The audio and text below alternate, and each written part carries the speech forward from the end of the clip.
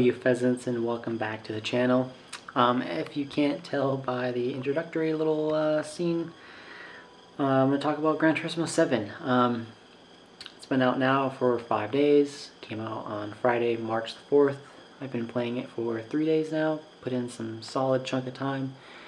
And let me just turn the camera on so you guys can watch this beautiful game.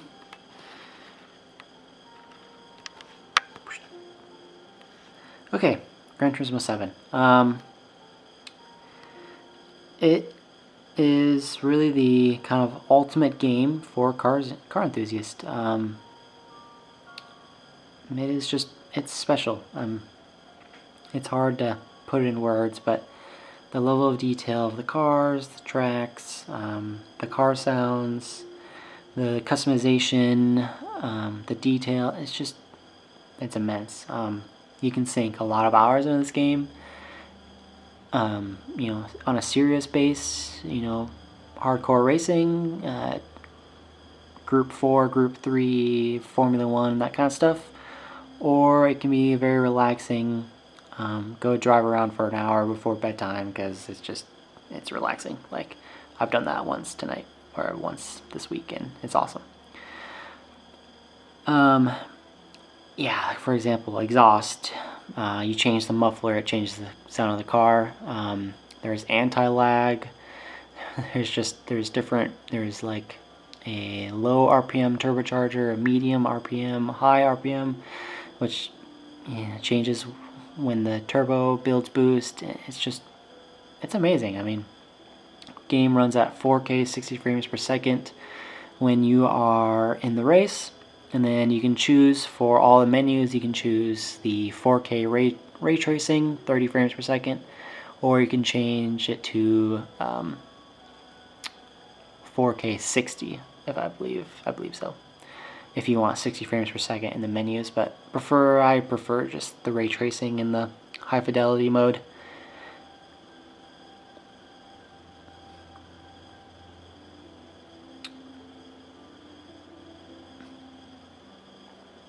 It's just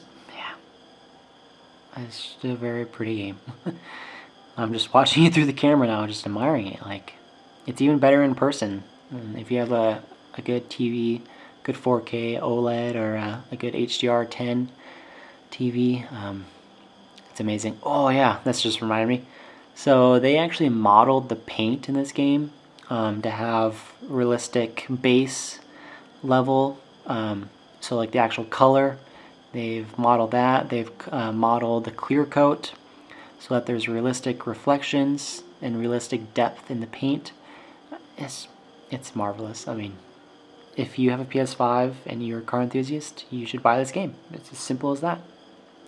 So, with that being said, I'm going to actually show you guys my little racing setup. Living in an apartment means that there's a few things that you can't quite fully commit to. I don't have a room that could be dedicated to sim racing, so basically I have to have a little bit of portability. So that's what's really nice about this wheel stand that I bought. It's the Next Level Racing DD wheel, so it's made for direct drives. It is very stout, so like if you try to wiggle it, which it's on caster wheels, so it moves like that. And they're not locked right now, so it looks like it's moving, but that's because the wheels are moving. It's incredibly stout. Like trying to drift, it remains level. It's quiet. It's sturdy.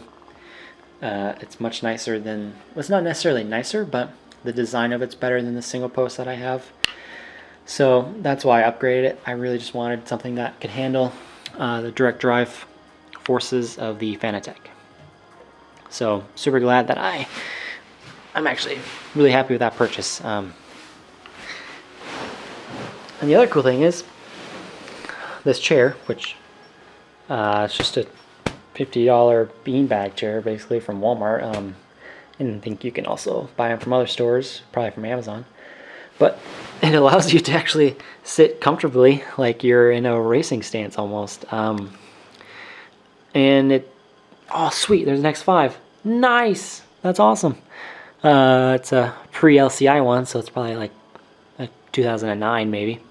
That's cool, and I did not expect to see that. Anyway, yeah, chair. So it's not a dedicated racing chair, so you can use it for other things. It's comfortable.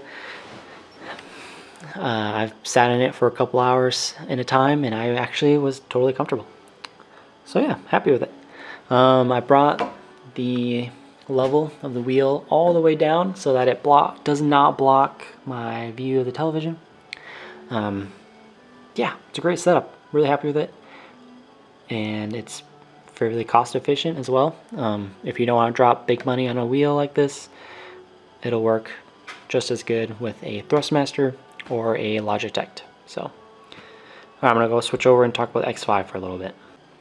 So for the few people that have watched my latest video, you know that we basically, mainly me, broke a banjo bolt and an exhaust manifold, and in order to replace the bolt, the manifold has to come out of the vehicle, which requires moving the turbo above the manifold and the turbo below the manifold, and it requires basically removing a bunch of stuff. And that one thing is actually the diesel particulate filter, which is the DPF. The DPF is on the vehicle when it's stock. So basically, because of where the DPF is at the vehicle, it's very difficult to get out, and if you take it out, you're not going to put it back in because that's stupid. So I have bought a downpipe for the vehicle, straight pipe, back from the turbo, of course. So got a downpipe and a full exhaust for the vehicle. So it's going to be at stage 2 tune basically. So all the emission stuff from the factory is going to be gone. So it's going to be more efficient. It's going to run cleaner. It's going to be more reliable, and it's going to be more powerful and louder.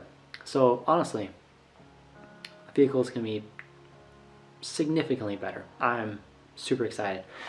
So that's going to be the project now, is doing the exhaust. We bought a new manifold just so that we do not have to mess with that. So put the new manifold in, got the bolt, we got new turbo oil feed lines, and the vehicle is going to be pretty much set up, ready to go. It's gonna be awesome. I'm pumped for it, and I'll for sure be making some videos about the deleted X5. So I hope you guys enjoy this random video. Sorry, there's no clear direction for it, but hope you enjoyed. Go buy Gran Turismo 7. It's amazing. Yeah. See you guys later.